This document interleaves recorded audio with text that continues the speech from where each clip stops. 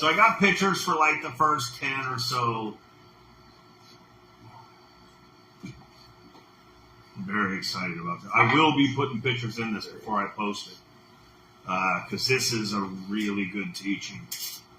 It's connected to the New Testament, but it's more on the historical side of things. So today we are going to talk about a war that undoubtedly affected the children, at the very least, the grandchildren of the disciples and the early Messianic congregation. Hey, Reggie! I am certain that you've never heard of this. It is so obscure, I hadn't heard about it till a few weeks ago. And this is right up our alley. This is 1st/2nd century, this war.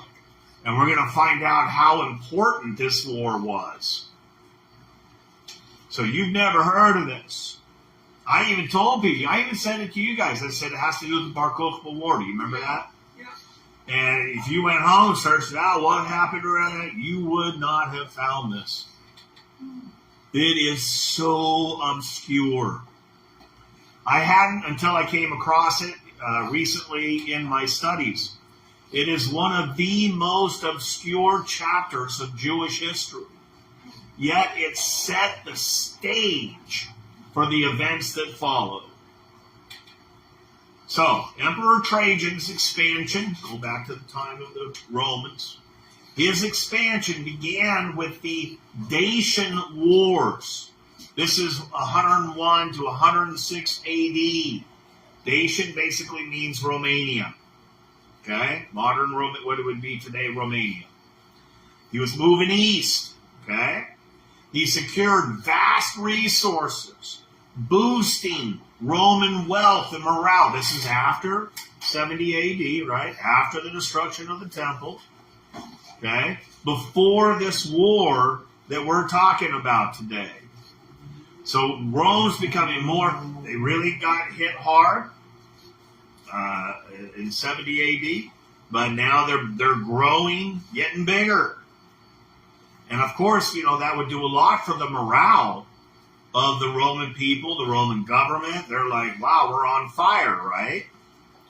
So this success emboldened him to expand even more eastward. This is where I needed the pictures, and so I'm glad I got them. By 114 AD, Trajan invaded Parthia. Okay, that's modern day Iran, roughly. Okay, roughly. Modern day Iran. And he captured Armenia along the way. So here's Parthia, right? Here's the Persian Gulf. Israel's over here. This is a great map.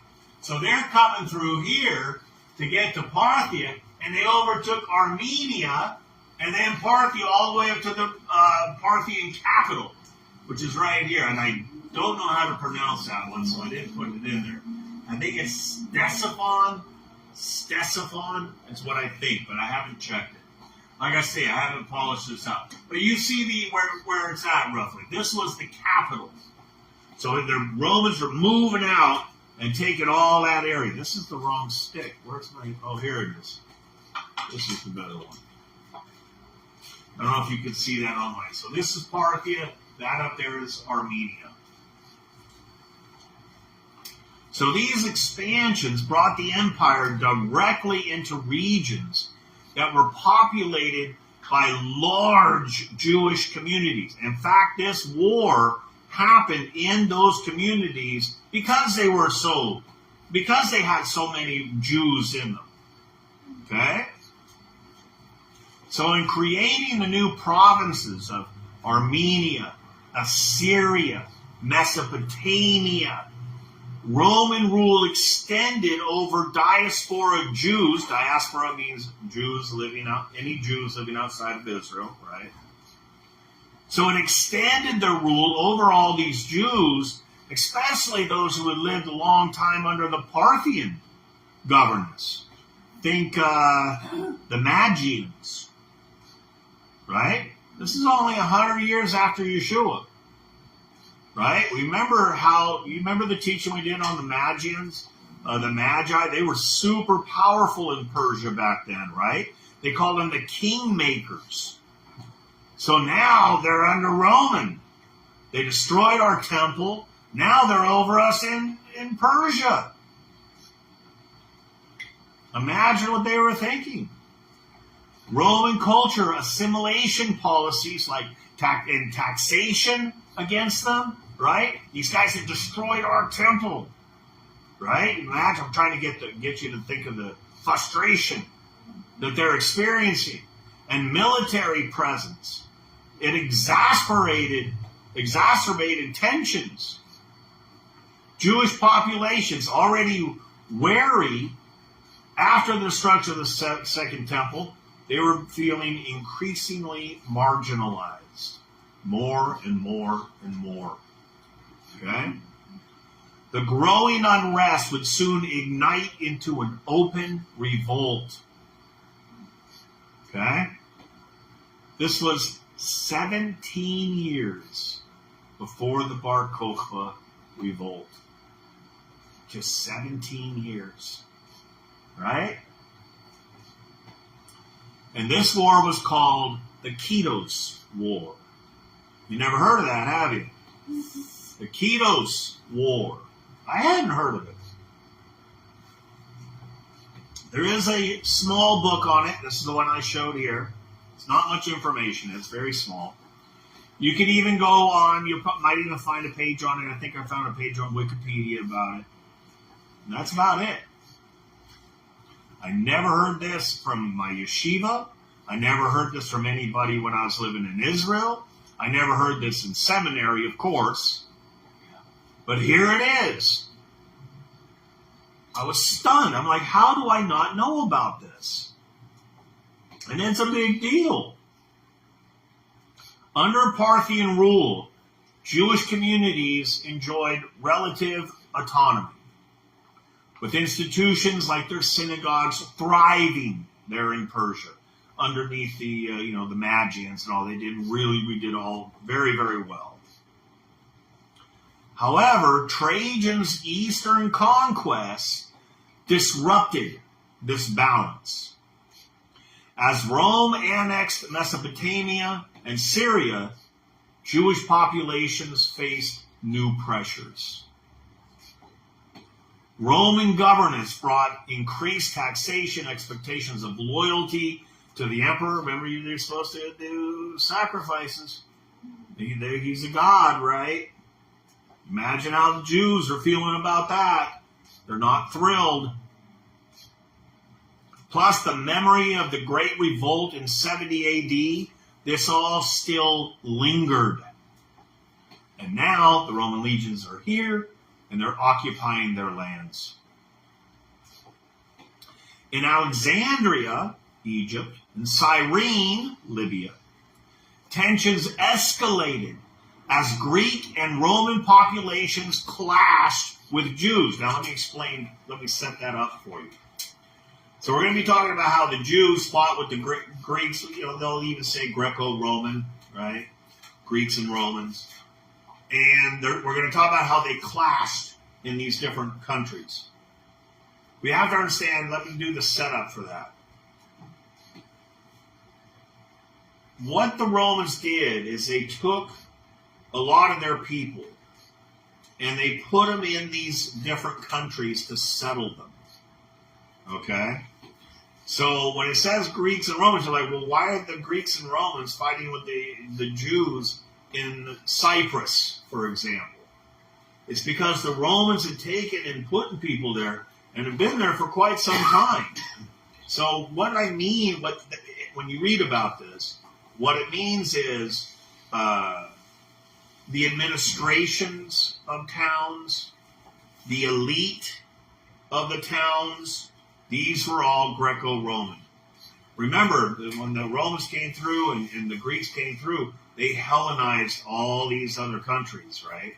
But you still had local populations in each of these countries.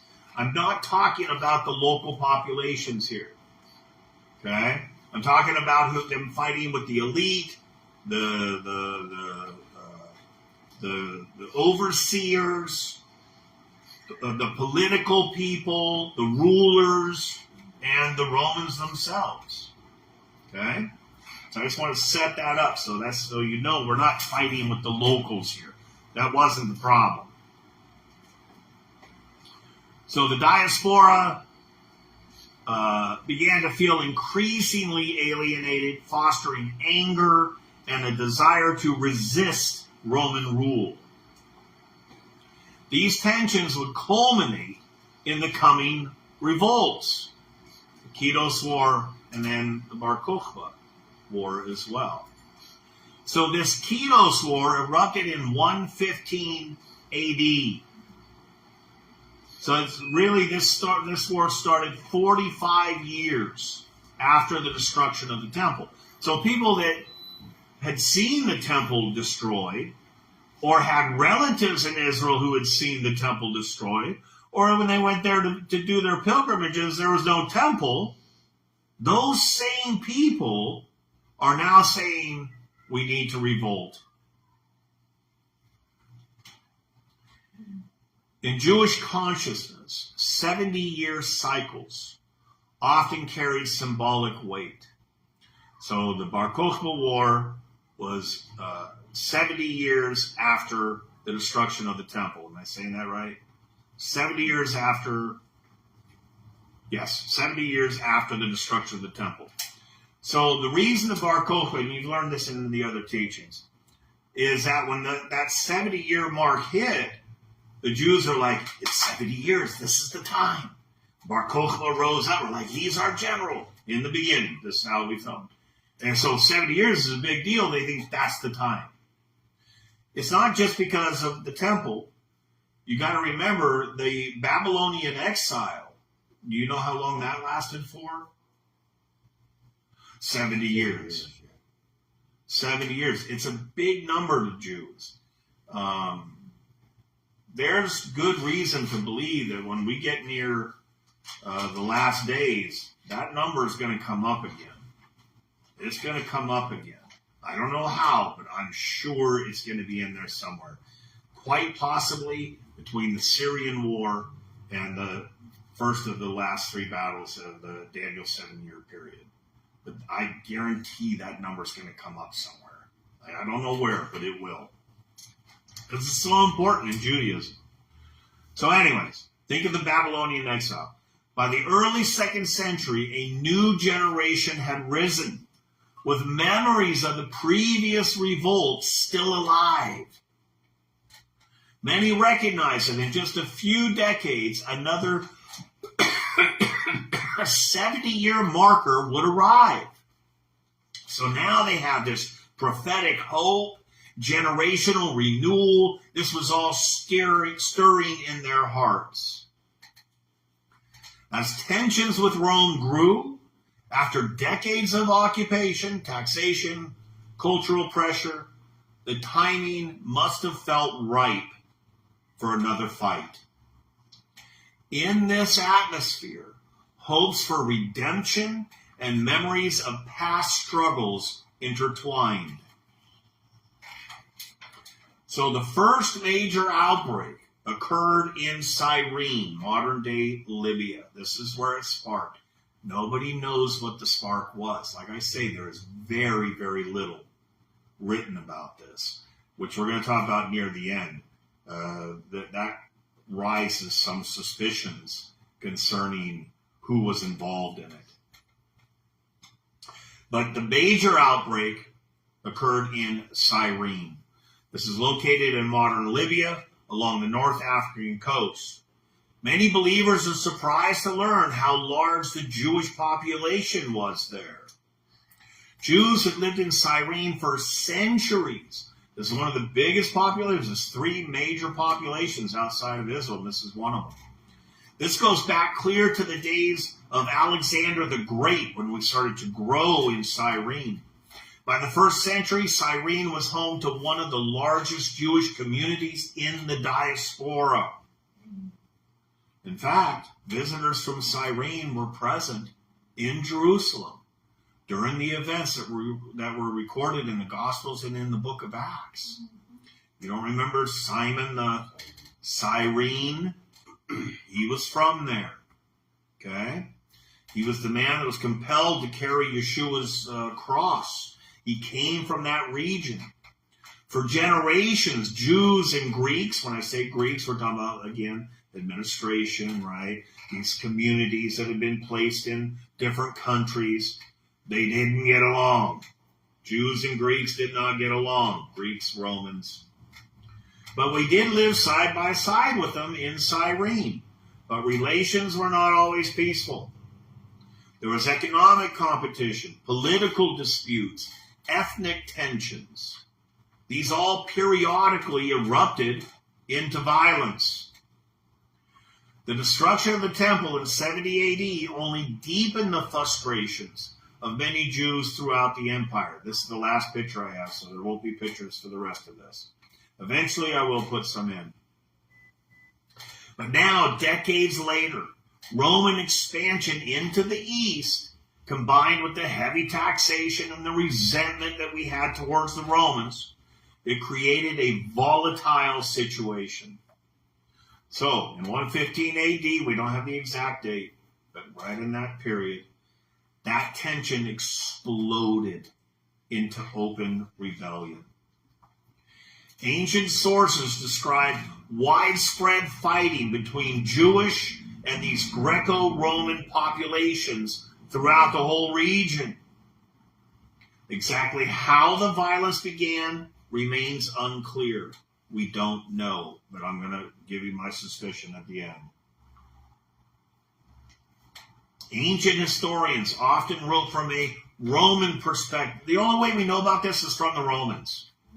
We have no other writings that talk about this. So, of course, they're not going to give a favorable impression about the Jews. Okay? But we can sometimes read between the lines, can't we? We have to do that on many things. So it was written from a Roman perspective, and it rarely preserved the Jewish side of the story. What is clear is that Cyrene became the spark that ignited a much larger conflict all over the whole region. And yet, nobody is talking about this. Nobody. If I haven't heard of this, I'm telling you, very few people have. From this North African province, the revolt spread outward, eventually reaching Egypt as well as Cyprus. We're going to talk about each of those. Other regions too, but these were huge. There were huge populations of Jews in these particular countries. This is why it was so big there. What began as a regional uprising would soon become one of the largest Jewish revolts since the destruction of Jerusalem. From Cyrene, the violence spread eastward into Egypt, home to one of the largest Jewish populations in the world. For centuries, Egypt had been a center of Jewish life. You can think about, for example, the Cairo Geniza. Do you remember that? Who remembers what the Cairo Geniza was? That's where they have their old manuscripts. Exactly. Before the Dead Sea Scrolls were found in the 1940s, the Cairo Geniza was the find, historical, archaeological. It was the find of the millennium. Before the Dead Sea Scrolls were found, you talk to anybody about history, archaeology, etc., it was all about the Cairo Geniza. So what is a Geniza?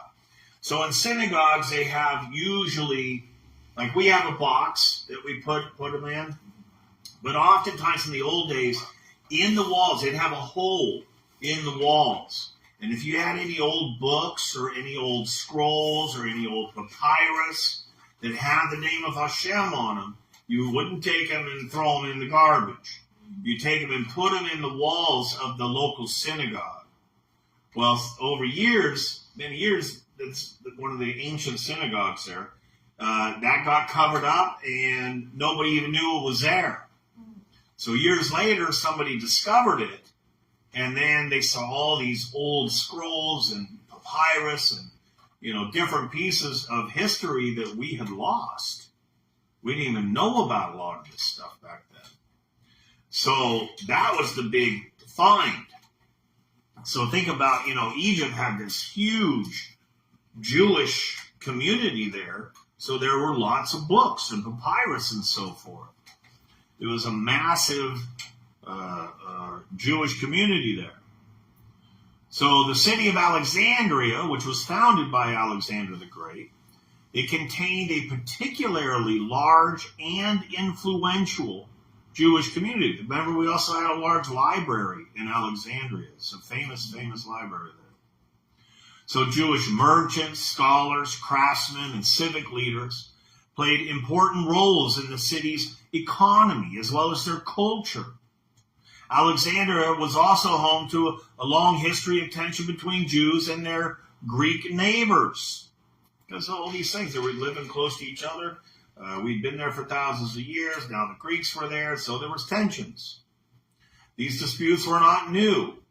Decades before the Kitos War, riots and violent clashes had erupted between these two communities, not the locals, between the Greco-Romans and the Jews.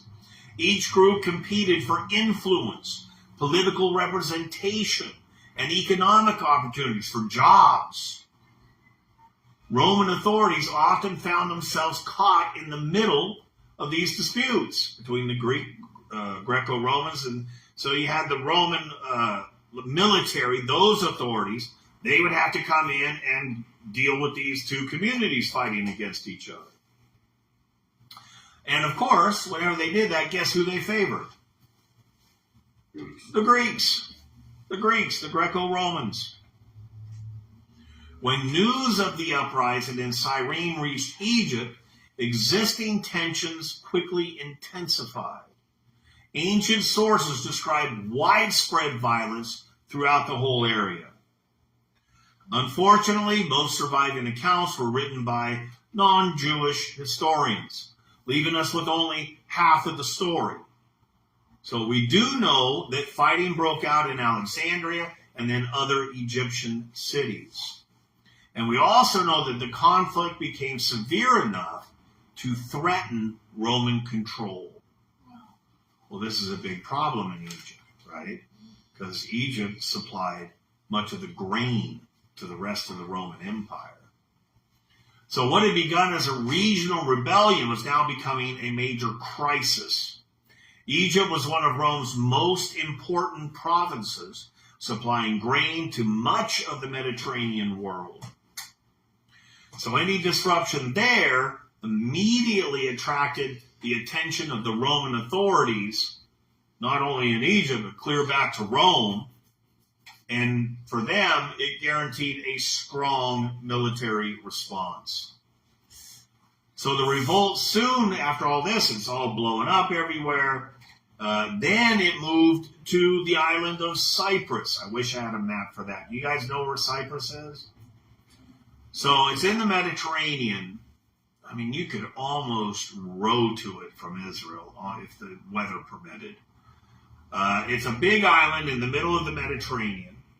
Below Italy. Yeah, below Italy, and really easy access to there from Israel. I've been there many times. I love Cyprus. That's where I get my halloumi cheese from. It comes from Cyprus. I should put that in the teaching.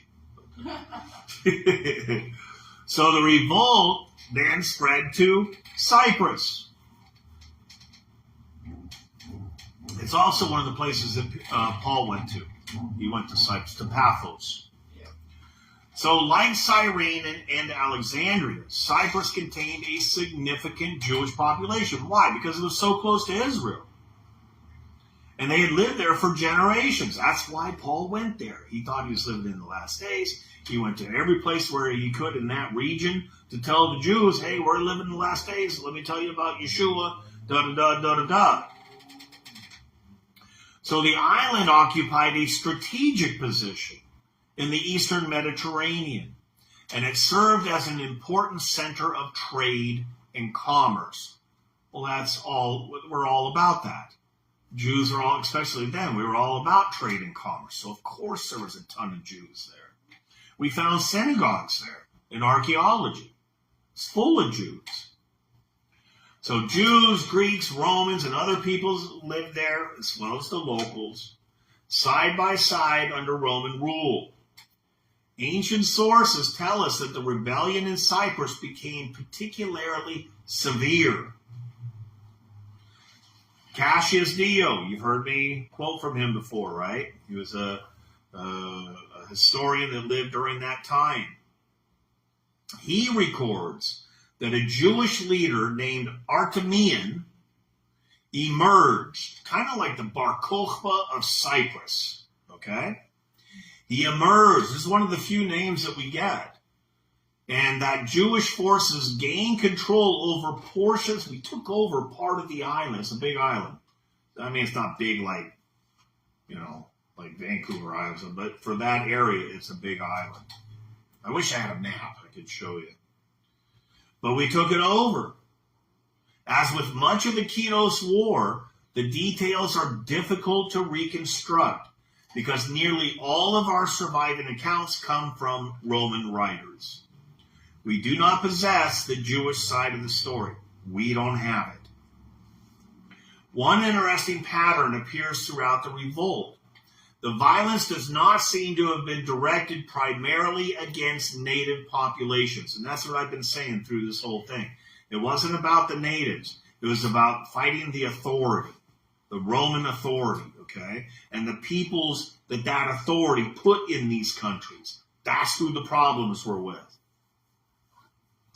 So rather, many of the clashes appear to have involved the Greek-speaking urban elites and those connected to the Roman administration. In city after city throughout the Eastern Mediterranean, these groups represented Roman authority. They also represented Roman privilege and the system that many of us had grown to resent. They destroyed our temple. Okay? So whether the rebels viewed them as political enemies, economic rivals, or symbols of Roman domination is difficult to determine, but I'm sure that was a big part of it. So most likely it was a combination of all these things. So, of course, Rome responded with overwhelming force. After suppressing the rebellion, the authorities imposed harsh restrictions upon the Jewish population of Cyprus. Just want to see if there's any comments yet. Okay, because I know Rabbi Yadin's been waiting for the speech, so I wanted to see if he was on. Good. Ancient sources even claim the Jews were forbidden from setting foot on Cyprus after this. Remember how they did in Jerusalem? After the Bar Kokhba War, the Romans said, to the Jews, you could no longer live in Jerusalem. In fact, if you could see Jerusalem from where you're at, you're too close. Kind of the same thing on Cyprus. The message was very clear. Rome intended to ensure that Cyprus would never again become a center of Jewish resistance. One aspect of the Kinos War that is often overlooked is the involvement of the Nazarenes, the sect of the Nazarenes, us, believers in Yeshua. By this point, the message of Yeshua had spread throughout the Jewish communities of the diaspora. We read about it in the New Testament. Synagogues from Cyrene to Alexandria to Cyprus contained Jews who believed that Yeshua was the Mashiach. These were not primarily former pagans or Greeks who had converted to Judaism. These were Jews who believed. The earliest Nazarene movement was overwhelmingly Jewish, not non-Jewish. Okay? These were our people. They attended the same synagogues, observed the same feasts, read the same Torah, and they shared the same history. When the revolt erupted, it is difficult to imagine that the Nazarenes somehow stood apart from the rest of their Jewish community. This is before Bar Kokhba.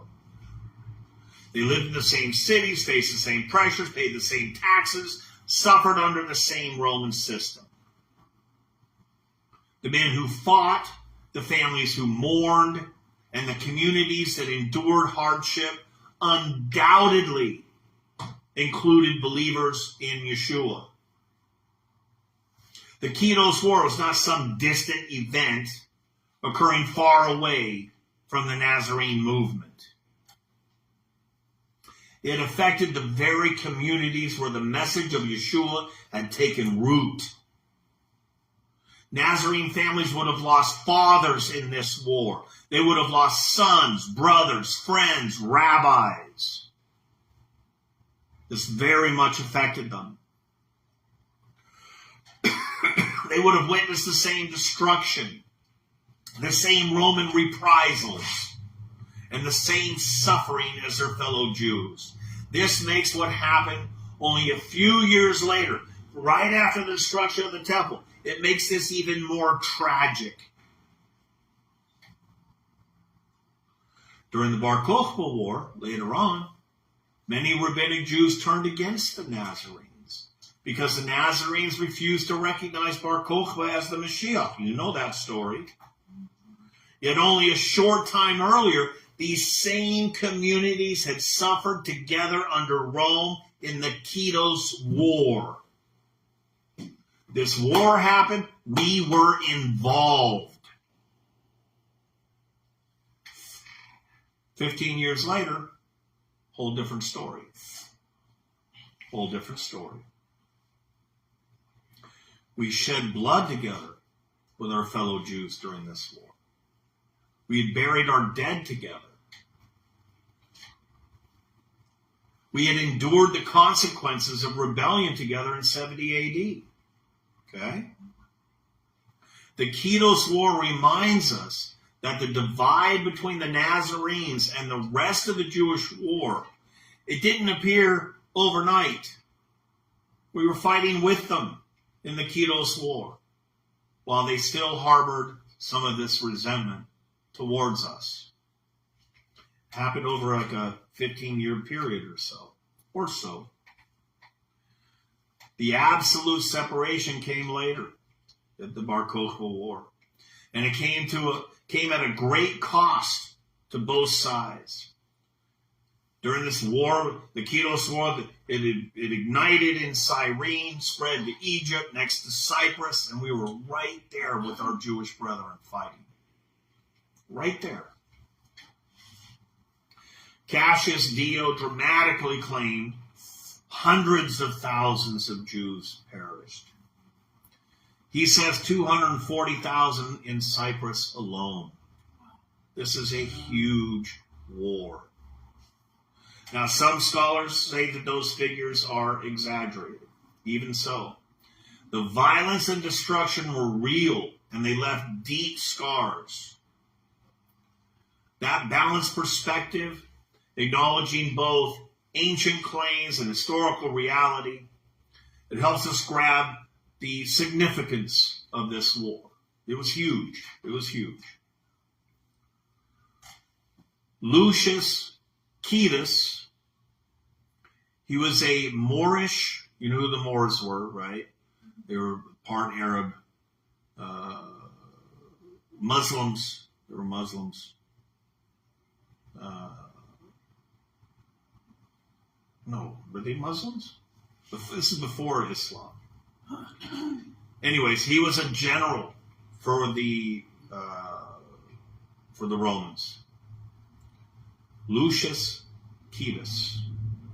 He was a general. He earned his reputation under Emperor Trajan. Despite the calming implications of his name, Quietus, let me spell that for you, Q-U-I-E-T-U-S.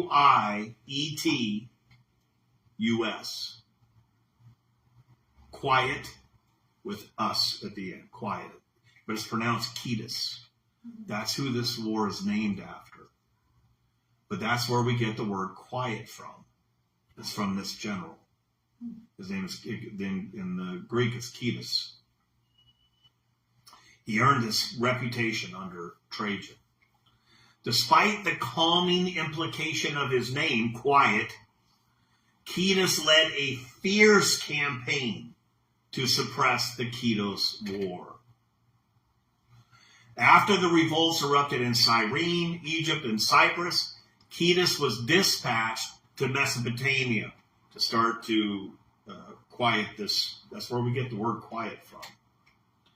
With ruthless efficiency, he crushed the uprisings in all these places and restored Roman authority. The guy's name was Quiet. I find that so ironic. Yeah. So ironic. His name was Quiet. It makes sense, though, because he's quieting a revolt, but he did it ruthlessly. Ruthlessly.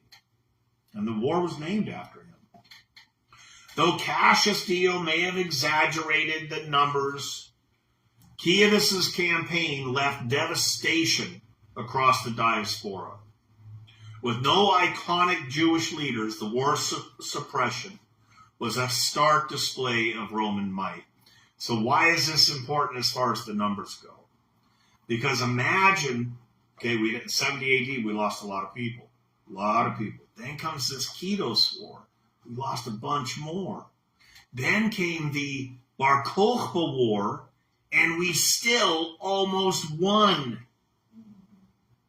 After all that slaughter, after all, so many of us died. Had the Nazarenes participated in the Bar Kokhba War, we would have won. That tells you how prolific we were before the destruction of the temple in 70 AD. There were a lot of Jews. A lot. So Quietus's role marked the end. Rome silenced the revolt, ensuring that no challenge remained, at least for the next 15 years, right? In the aftermath of the Quietus War, the Jewish diaspora had to adapt. Some communities relocated, especially from Cyprus, while others found ways to quietly rebuild under Roman oversight. Economically, many shifted even more so towards trade, positioning themselves as vital intermediaries in the empire. Culturally, we preserved our faith while navigating the Roman expectations, some things we had to change. Over time, these experiences fostered even more resilience. We didn't let it go. We're like, we're going to get them.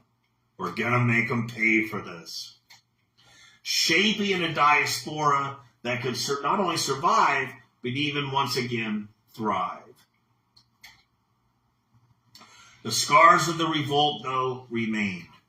But the Jewish diaspora adapted, ensuring their heritage continued even in the face of adversity.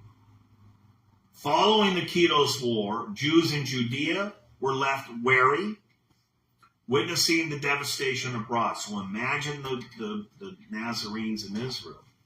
They hear about this, what's going on in Egypt. And then first in Cyrene, and then Egypt, and then Cyprus. We're like, well, these are our brethren.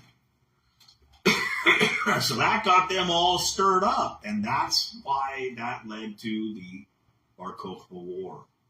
Because we weren't involved in Israel, we weren't involved in it. It was all these other countries with our brethren. And then they lost. We're like, right? So they came 15 years later like, well, maybe we should do it. And that's how the Bar Kokhba War was born. So now we know what led up to the Bar. It didn't just snap happen. This Quietus War was 15 years prior. It was right there. It was very fresh in our memories. In particular, the Jewish community in Pella, often believed to be a refuge for, we teach it as a refuge. We show that it's proved, I think, that it was a refuge for early believers. It reflected on both the danger and divine providence in our survival. Remember, there were already Jews in Pella then. Okay? There were Jews that left at the destruction of the temple. Most of the wealthy Jews, it said, went in. But then later on, in Bar Kokhba, the rest of the Nazarenes went. But there were already Jews in Pella at that time. So the sect of the Nazarenes saw these events as part of prophetic patterns. See, they're thinking they're living in the last days. And they were waiting for signs to happen. Okay, Yeshua gave us these signs. Let's see if any of these things play out. So they're sitting there thinking, when they start seeing these wars, they're like, well, maybe this is part of what's supposed to happen. So they waited for signs of redemption, yet they were very cautious about direct revolt at that time. The trauma of the war was reinforced patience in some and simmering resolve in others. In any case, the memory of these events helped shape the course of Jewish and Nazarene expectations for decades to come. I hope you enjoyed the teaching.